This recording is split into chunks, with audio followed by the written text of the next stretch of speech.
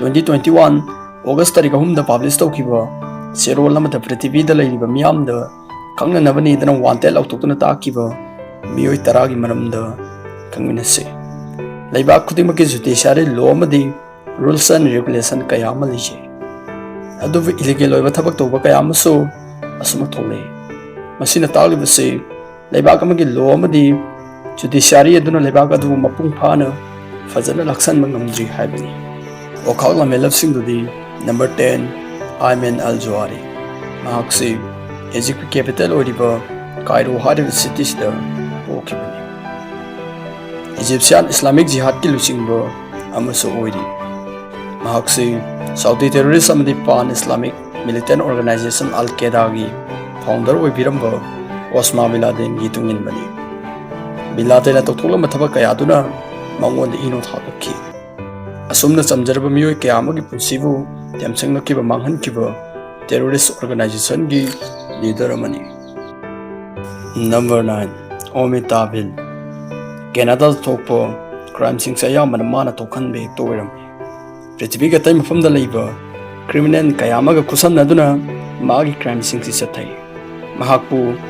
RCMP na faduna jail da thamki laibak thiribade 2007 da mahak jail da gna thoktan chenki sel lakpo Quran chinti to wasi magi unthok na hina krap subject number 8 Felicen Kaba miyo beki pili vaccine sing maramda yam yetpa mayok taliban no pamani maso yam phawba terrorist kaya amaga kusan naduna crime kaya ama chathaba miyo ni crime sing si yam sathi ba mi hot mi pungi crime nakto oiram number 7 James Bulger miyo trampan si magi makut mang hatke mahak atop mamingna witi hanis kangne sen huran ba mi hat ba crime kaya si magi di am noai javini drug ki karbar tawba yam phawkraba criminal ni senfam da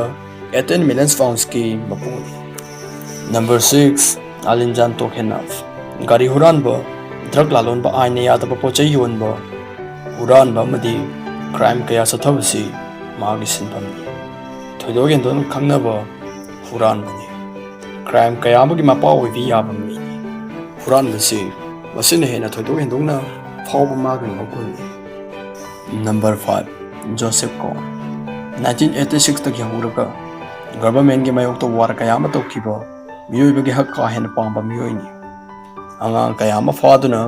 magi militant organization ka army ohen ki Uganda gi guerrilla hariba group to gi leader ni number 4 Simon Moselevich prithvi da kwadi sati criminal ni Russian mafia organization gi majority prakhan kiba yamna sathi kram no pani mana tawge khan gi thabak si taw drama ta tokti mangona signal pa khudima amata fawle na thade number 3 DAWOOD IBRAHIM the company sigi leader oriba ma India da crime network ki leader oriba DAWOOD IBRAHIM si yamna kana crime to rakhi crime haba gi akiba mangona kem leite mi hatpa mi phaba India Pakistan amadi UAE da drug supply to busi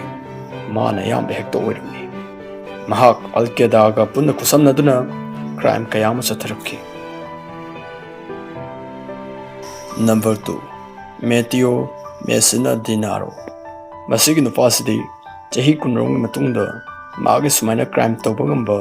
kanam lakhidri mahaki khongroi singdubu mana fajana sengbatuna Italy kosa Nostro hari mafam sigi mafia ma oina control torkibe nupani yam sathiba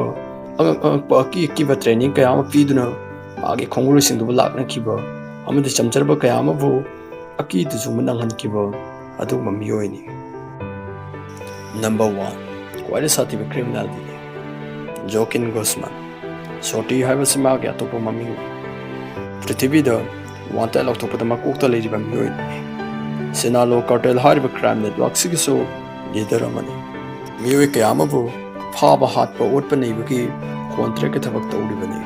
Mexico da 2003 gi oina kwai mayam dagi makuk thongba drug dealer amasuni chahi ahum gi mamangda na hena maase sathi ramgane dana DEA ke agency me suthaja adom su kai kum matam na crime tawning poklam lagaso ꯉꯁꯤꯗꯒꯤ ꯈꯣꯡꯐꯝ ꯍꯟꯗꯣꯛꯄꯤꯌꯨ ꯌꯥꯝꯅ ꯆꯥꯎꯈꯠꯂꯕ ꯃꯇꯝꯅꯤ